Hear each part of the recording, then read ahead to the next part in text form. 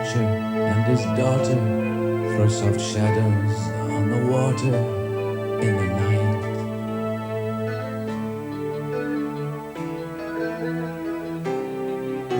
A thin moon slips behind them as they pull the net with no betraying light.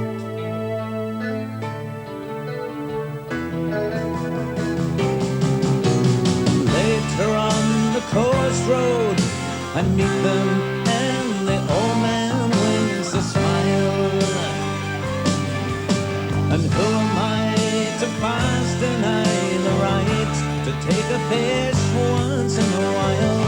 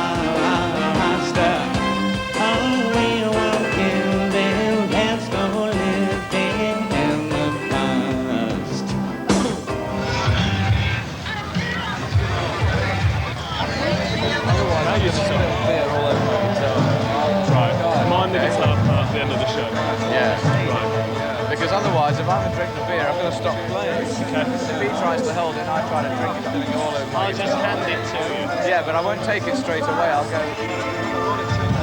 and then I'll go. And if we go wrong into rock and roll, it's supposed to be long. And if we're running way over time.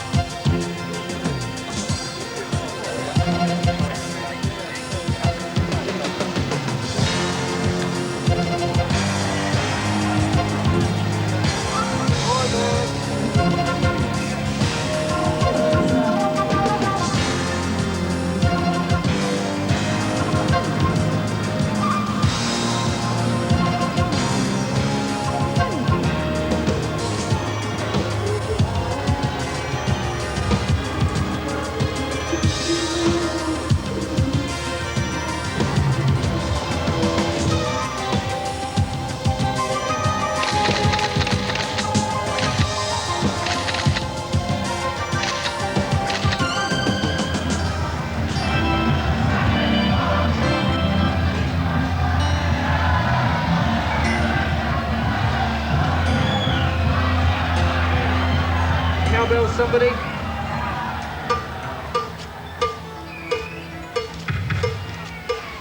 Okay. Bongo mic, somebody. Where's that 421? Yeah.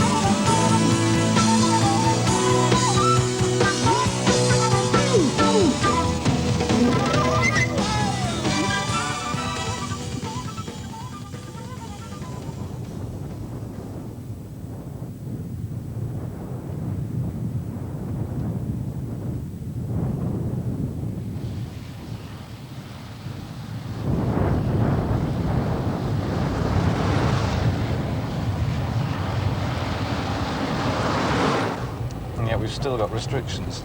I would like to think that one way or another I probably would have come back to a corner of Scotland, being Scottish by birth. Whatever had been my career, Radioactive sheep and... in the 15 months since I did my last sort of major tour, I've just devoted myself really to being up here for 2 or 3 days every week, commuting up from England or commuting down to England, depending on which way you look at it.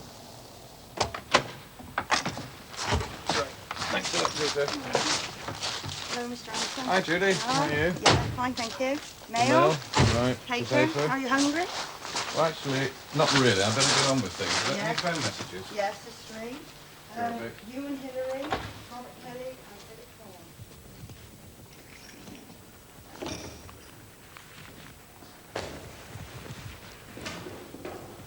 To buy the estate wasn't so terribly expensive, but it took a lot of very serious thinking and soul-searching about the sort of commitment that I would make. But I certainly didn't go into it thinking that, you know, I'm going to run off to Scotland, have this sort of idyllic life, sitting here in the wilds and composing music, and everything would be hunky-dory. Hello, Robert. Yeah, it's Ian. I've just got in, a bit late as usual. Okay, well, I'm just going to get some coffee and sort out a few things, and I'll see you later.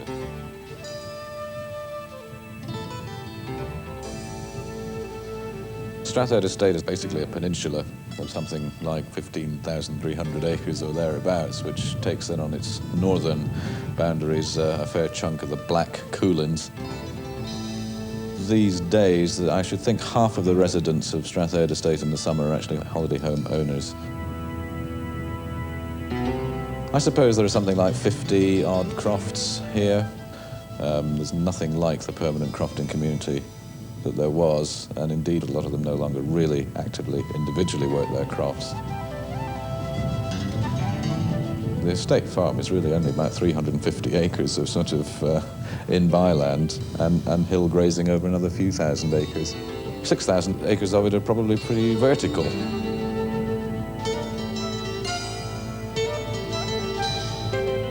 Once upon a time in an aeroplane, I read in one of these dreadful in-flight magazines that are full of nothing, something about farming salmon somewhere. And that must have caught my overtired imagination on the way back from America or something, and just sounded like an interesting and slightly revolutionary thing to do. I've always been keen on farming notionally anyway, even in a traditional agricultural sense, but the idea of alternative farming something a bit more romantic and a bit more risky, sort of caught on. So when this estate came on the market, I managed to make a successful bid for it, basically predicated on the fact that there was a suitable or an apparently suitable sea loch, which looked like it would be a workable environment for rearing salmon. The thing about buying an estate like this, it's all very well if you happen to be in a period of your life where you're relatively high earning, to say, I can afford to rush out and buy this and maybe even spend a few bob to, you know, tart the place up and make it look nice. But as a responsible landowner, you've got to think a little bit beyond that, and maybe even a generation or two beyond that, and say, well, can we afford to keep this? Is it going to be a millstone around our necks within 5 years' time? Well, it's important for me going into this to have some idea of getting income, of making the estate, if not profitable, at least reducing the loss. Ian McKinnon, having struggled to try and keep the hill flock going during the long decline of Strathade Estate, well, I should imagine he thought it was really from bad to worse as far as he was concerned. We just didn't know what to think, actually.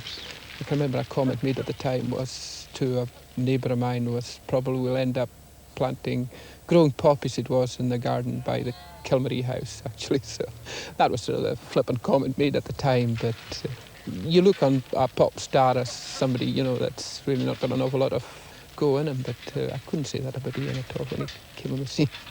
He's a good farmer.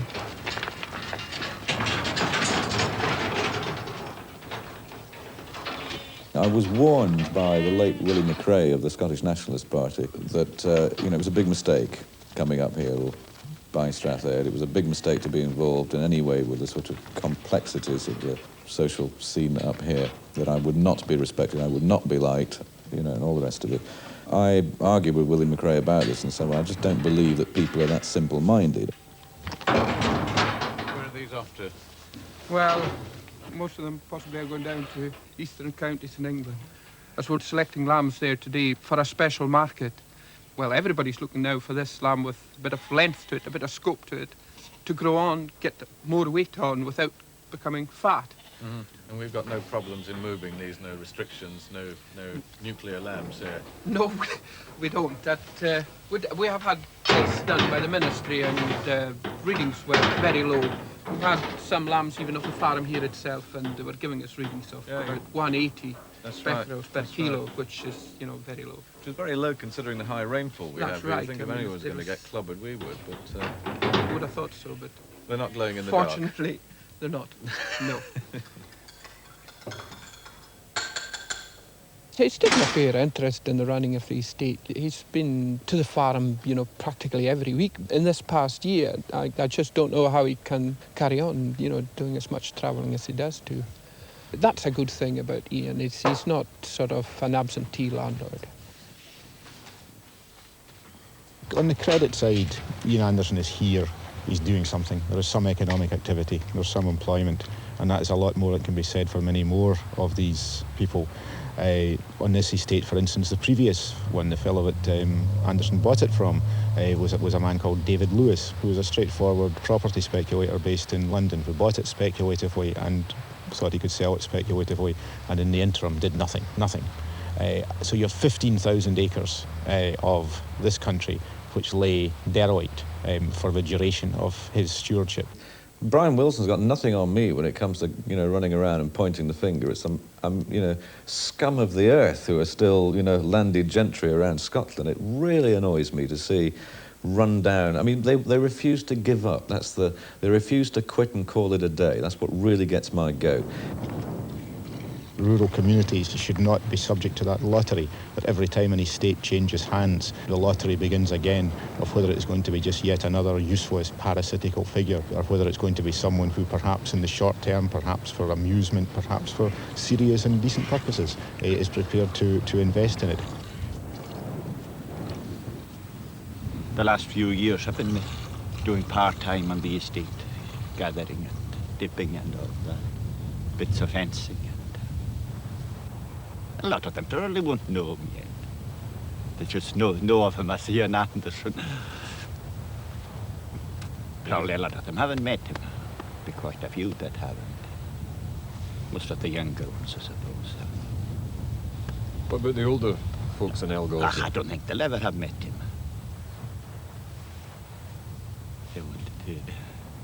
I don't suppose they would be interested anyway. Landlord would be a landlord to them, nothing, just no matter who it was just all one to them. It's pointless getting really self-conscious about this thing about being the laird and the crofters being your tenants who pay your rent and all that. I mean, it's no big deal. But I mean, I'm sure it's no big deal to them either. I mean, it really isn't. We tripled the rents a few years ago. For the first time, the rents went up from, you know, an average of about £4 a year per croft. We put them up to an average of about £12 per year per croft, because we decided that rather than not collect the rents, that we would make available from the estate every year a sum of money equal to the rents that we'd collected to be used on something for the good of crofting. And somebody else might say, well, you could afford to give them 20,000 a year or build a new village hall or whatever else. They wouldn't respect me for that.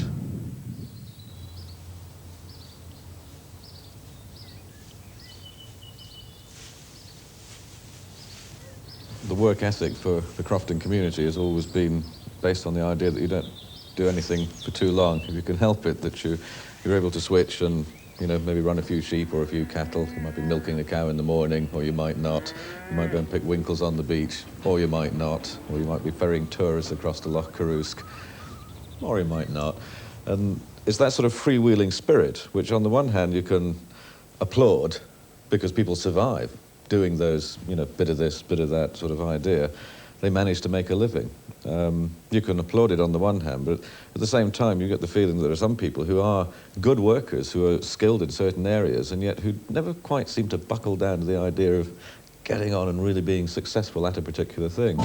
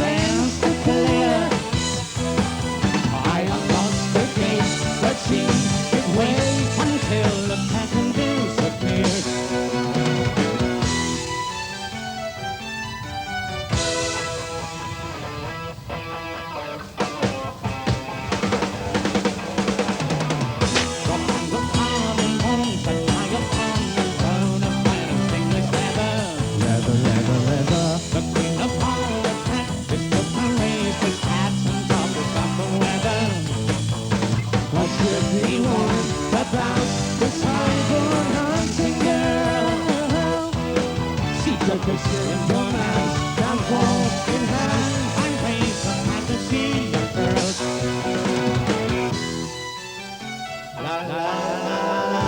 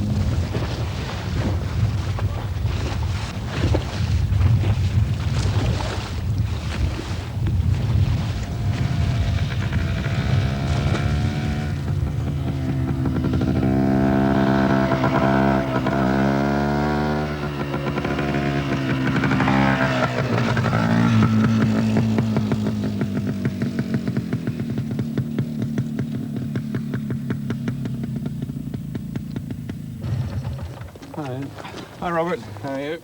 Okay. How are you? Not too bad. Good trip. Yes, not too bad. Reasonable day again. How do you like the look of the new cages? Well, I think they're very nice, but nice if we get rid of that orange netting. Yeah, well, I made a bit of a boo-boo there. I should have got it black, really. Yeah. I used to work for Ian on the road. I was Jethro Tull's tool manager. At that time, I had a very young family, and I used to miss them quite a lot.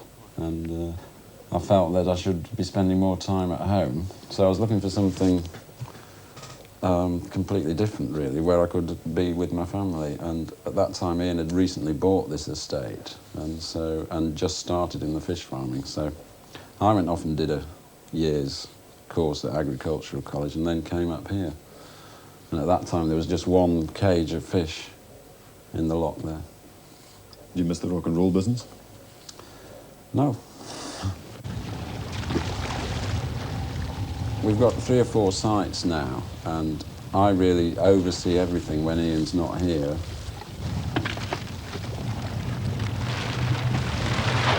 We're almost halfway through an expansion programme. We've set up 2 new freshwater sites this year and 1 new seawater site. By the end of next year, we should be doubling our production of salmon for the market, which will be about 200 tonnes, and producing 500,000 smolts. Right, Robert, we've got a couple of applications that come through to me at the house. Yeah.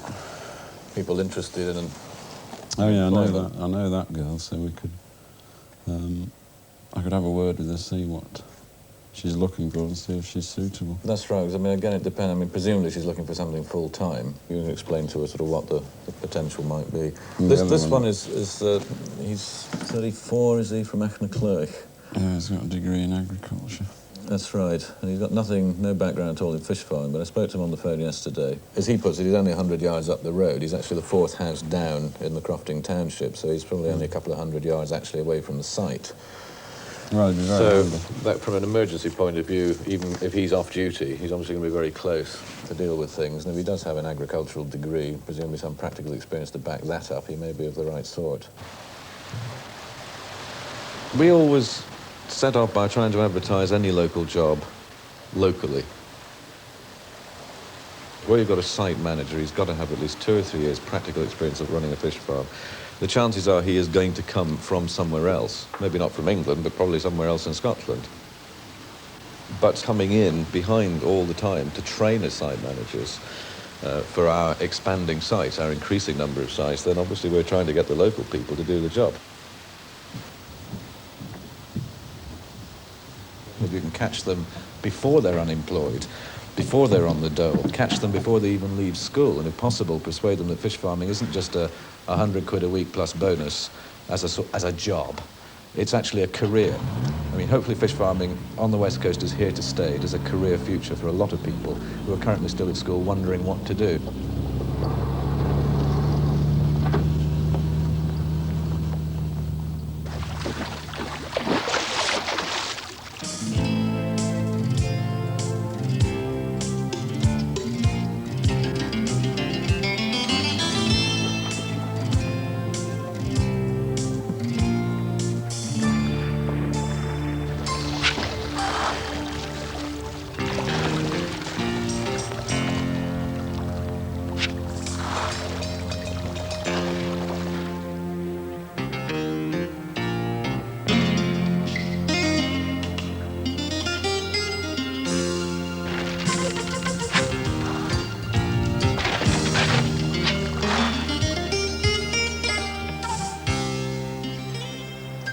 The thing that most people find slightly amusing is the idea that somebody who's been involved in rock and roll and spent time treading the boards and leaping up and down in front of 10,000 people a night or whatever it might be should be doing something seemingly totally opposed, not just as a hobby, but as a serious pursuit. However, I mean, having been doing it now for 7 years, I don't think it's actually so very different at all. I mean, I always think that farming salmon is pure rock and roll. I mean, it's instead of having a production manager, you have a farm manager. Instead of having a road crew, you have your husbandrymen who are out there working on cages. It has the same sort of glamour and excitement and bustle about it, and the same degree of risk at the end of the day.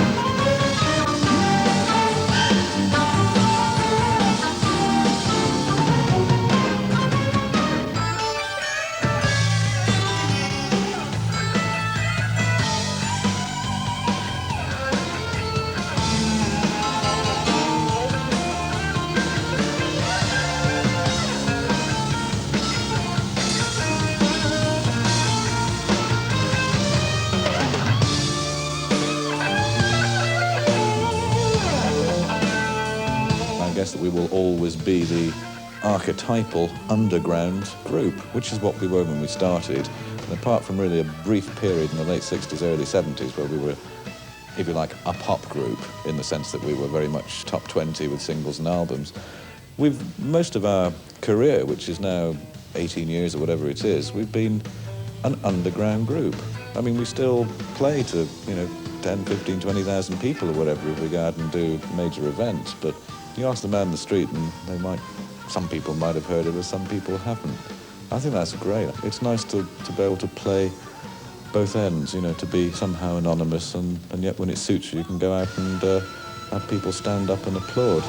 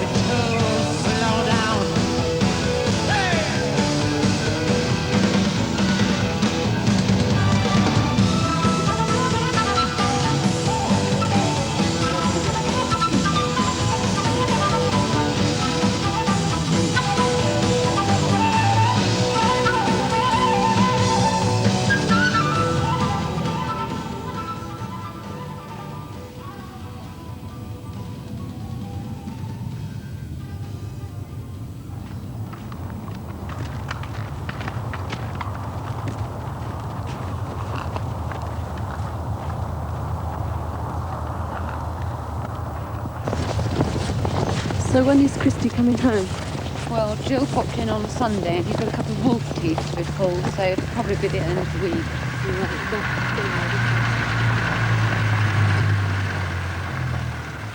I was in New York towards the end of an American tour. We got Country Life magazine flown in, which was our sort of lifeline with normality, you know, to read the estate agents' columns in Country Life. We saw this and several other houses advertised, and we wanted to be somewhere within about an hour's drive of London, but in the country as opposed to in town.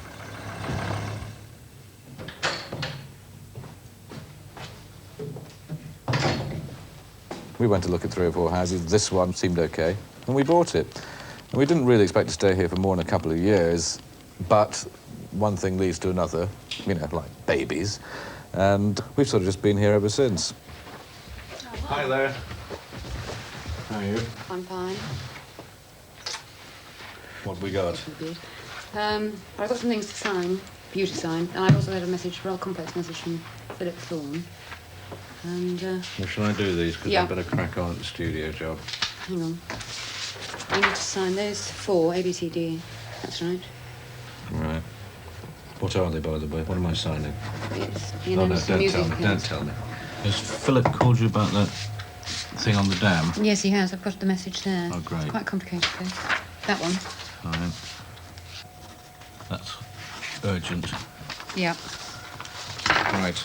I'll be in the studio, okay?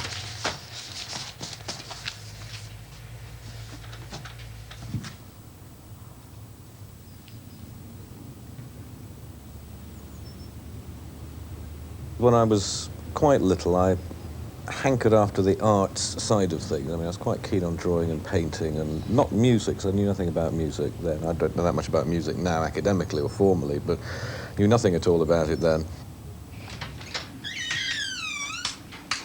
Having got into the science stream, you know, in my secondary education, I really didn't know which way to go. I'm still sort of following those 2 separate sides of my life now.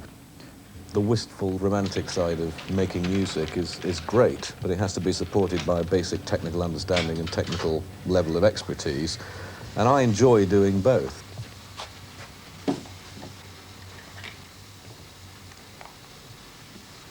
I hate to work with other people. I'm doing my bit, the vocals or whatever. If I'm sitting here, I just love to be in the room by myself. 1, 2.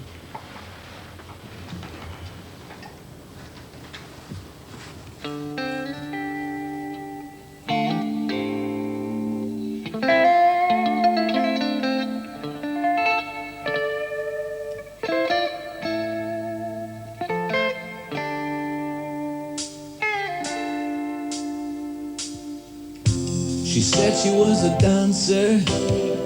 If I believed it, it was my business. She surely knew a thing or 2 about control. Next to the bar we hit the samovar. She almost slipped right through my fingers. It was snowing outside and in her soul. Well, maybe you're a dancer, and maybe I'm the king of old Siam. I thought it through, best to let the illusion roll.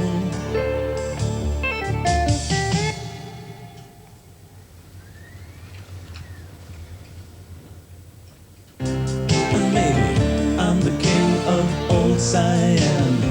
I thought it through, best to let the illusion roll. I wouldn't say I've never heard that thing before, my frozen little senorita. But if your dream is good, why not share it when the nights are cold? Hey, Moscow, what's your story? Hey, take your time, don't hurry. Maybe a student of the agricultural plan. Hey, Moscow, what's your name? If you don't want to say, don't worry. It would probably be hard for me to make it scan. With a phrase book in her silk soft hand, she spoke in riddles while the vodka lit listen, I said, let me look out loud about my decent boy. It would be silly for me to be trying to be involved in running the farm down here because I don't have that background in this kind of farming.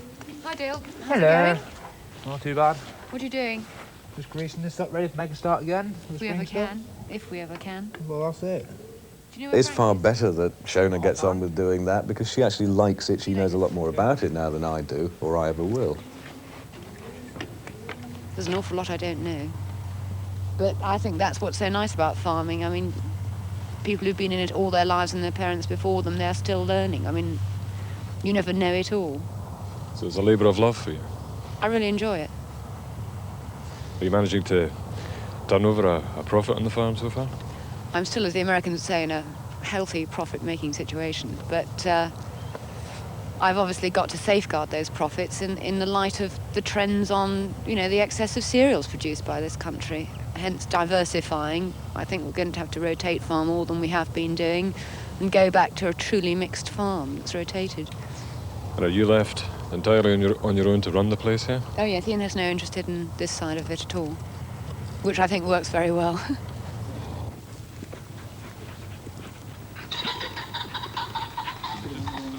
I enjoy having guests to shoot, and we also have to look at alternative means of utilising our land. We sold this last year only a couple of days. We'll probably sell 4 days next year of very good high pheasant sport.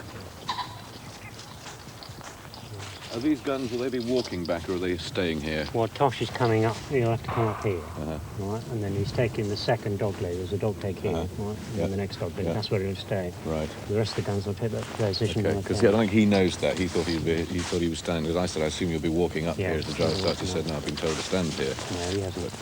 Anyway. He hasn't. Not yet. I said, you do what you've been told. I said, no, leave me out of the it. peg is up on the second dog leg.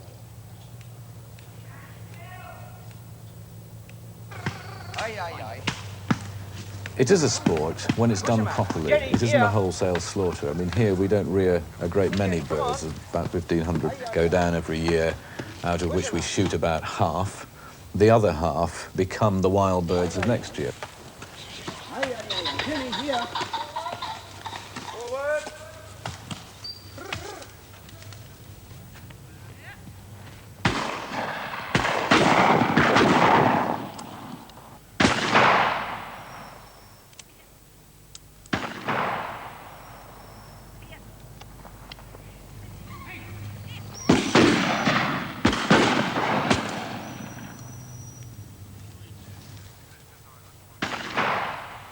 I suppose they either sit very, very tight or they just run on through.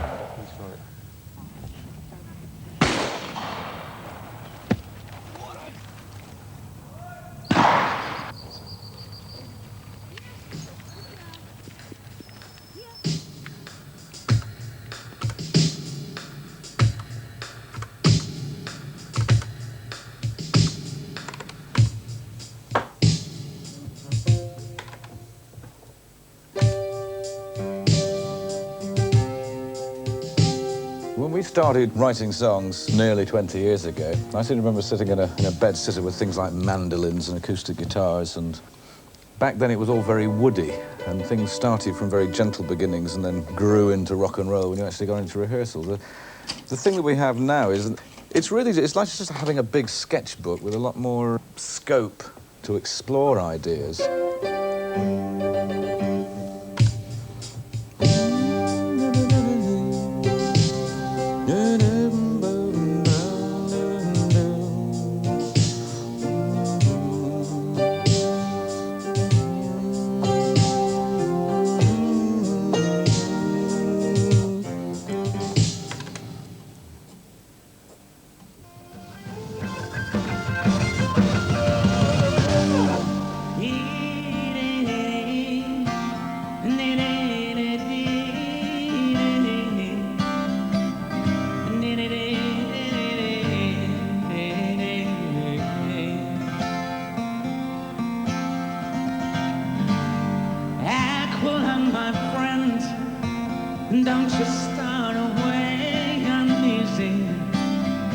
poor old salt.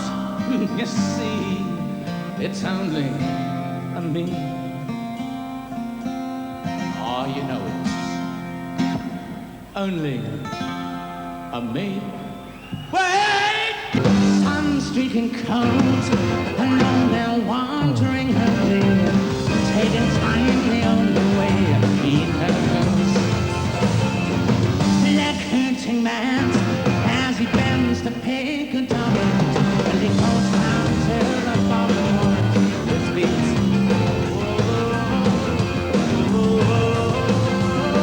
The feeling alone, the only top of the road, salvation and a boat, and a cupboard of tea. Back one of my friends, I'll just start away and he's there. Oh, you poor old song to your say it's only me.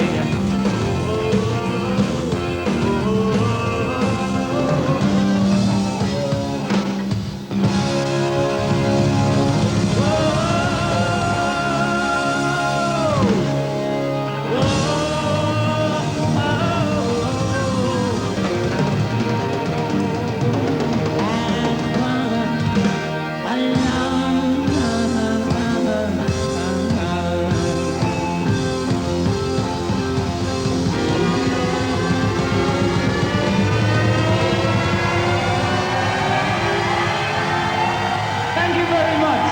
Thank you.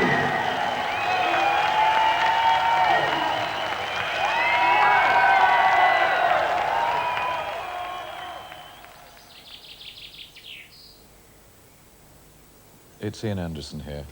How are you? Thought I'd just give you a quick buzz to see how things are going. I noticed up at the dam for a start, you're sort of off that one again at the moment. Oh dear. Right, well I'm hoping to hear something from the HIDB next week about whether they're going to approve this emergency grant for our extra dam buttressing work. So hopefully we'll be in a position to decide fairly soon what the timescale of that part of the operation is going to be. Great. All right, John, sorry to bother you at the weekend. Cheers. Bye now.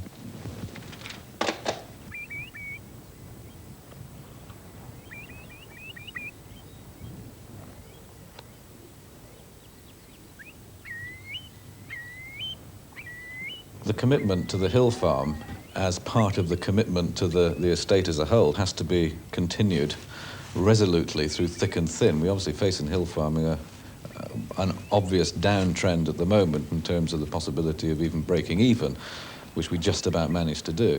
So how did the bull perform then? Well, the bull's done quite well, actually. It's only being a 14-month-old bull, you know, one's got to be kind of easy on him, but he's done his job very well indeed. And hopefully we should get a good crop of calves off him next year. Yeah. We have certain restrictions placed upon us here in farming terms by the weather, by the type of land we have, which is relatively very poor grazing, even our best grazing. You put caravans on it in the south of England. You know, if it's damp at all, and there are rushes there that seem to come back, you know, they're just... It's the harsh reality up here that there's very little you can do on the land.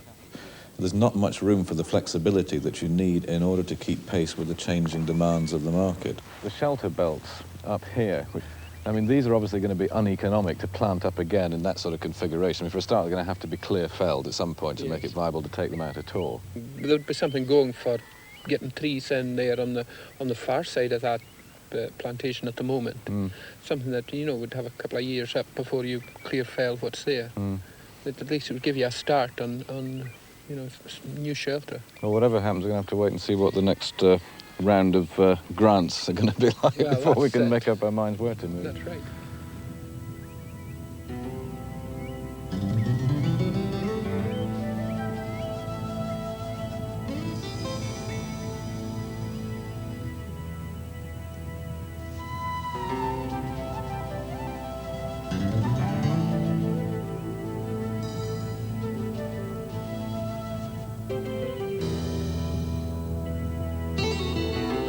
However charitable you might be about salmon pens, cages in the water, they are a bit of an eyesore.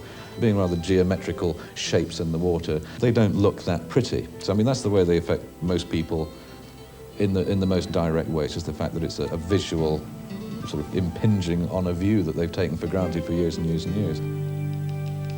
Personally speaking, I don't find them that much of an eyesore in relation to perhaps the option of seeing, you know, red and yellow sailed pleasure boats or whatever occupying the same bit of water, or perhaps people fishing in the conventional sense, prawn creels or whatever else. A fact of life is people out there on the water earning their living day to day.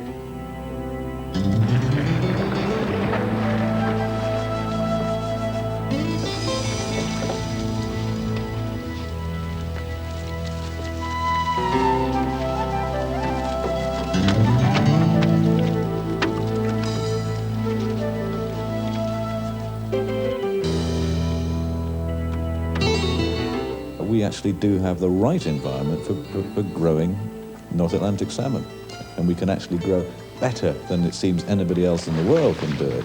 So Scottish salmon really is a very exciting thing to be involved in.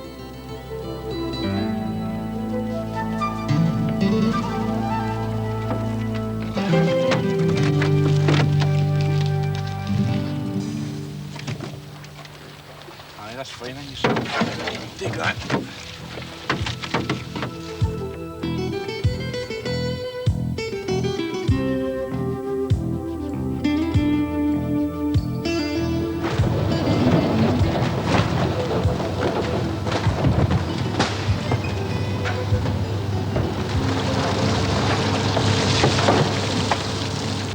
We have considered processing salmon on Skye, but I think given the expansion that we're undertaking in salmon farming, we need something a bit more central and something a bit better able to deal with the tonnage throughput that we would have 2 or 3 years down the line. But we chose to have an all-Scottish sort of setup. So Inverness was the choice back in 1982, and I think it was the right choice. If it wasn't Inverness, it could only have been in London.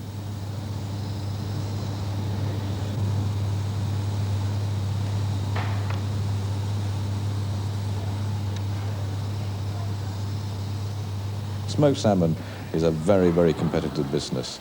We can't supply a single hotel or a single little restaurant or delicatessen in London the way the London smokers can, so we tend to deal more in bulk. So we supply people like Harrods and Selfridges, and probably we will continue to base most of our sales on the export trade. That's really the biggest growth area, particularly in the US, where they don't really know yet what smoked salmon is.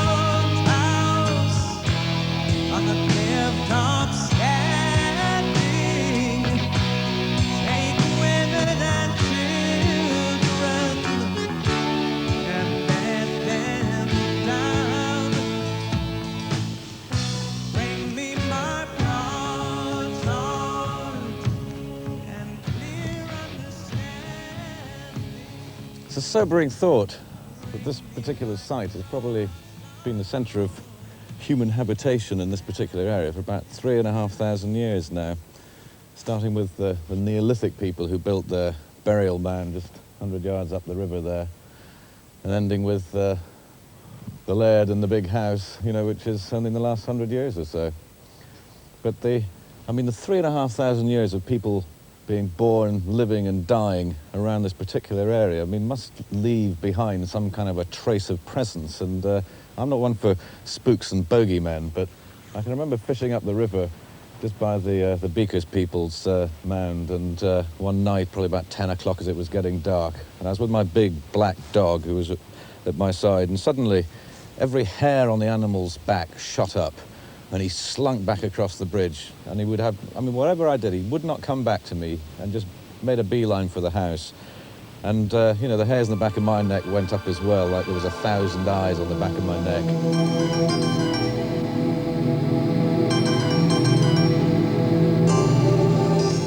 It is terrifying sometimes. Probably not terrifying, but sort of awe-inspiring in the sense that you really do feel you've got those people watching over you, you know, to see whether you're doing right or doing wrong.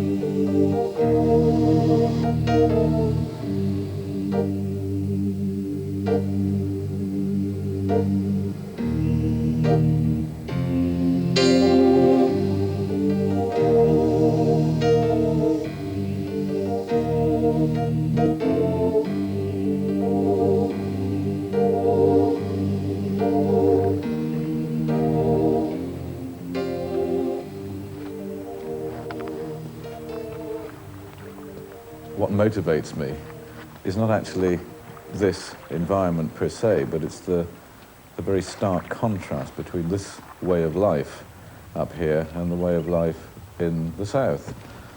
I mean, my way of life doesn't change that much, but it's what I perceive around me that's obviously different. I suppose I recharge my batteries, not so much by actually being here, but by coming here and by going back again. It's the physical movement from one place to the other that I find stimulating.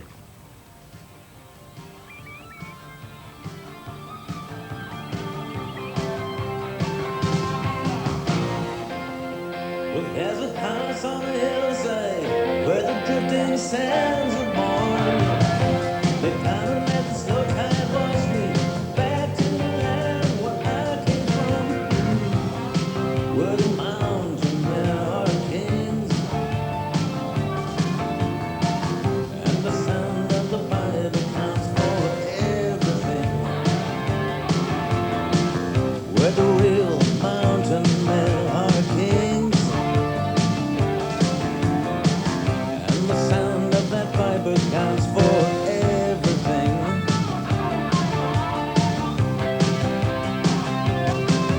Feel the naked dust beneath my toes, while the future sun calls winds to blow, and the past and present black-eyed crow flies hunting high and circling low between dream mountains of our region.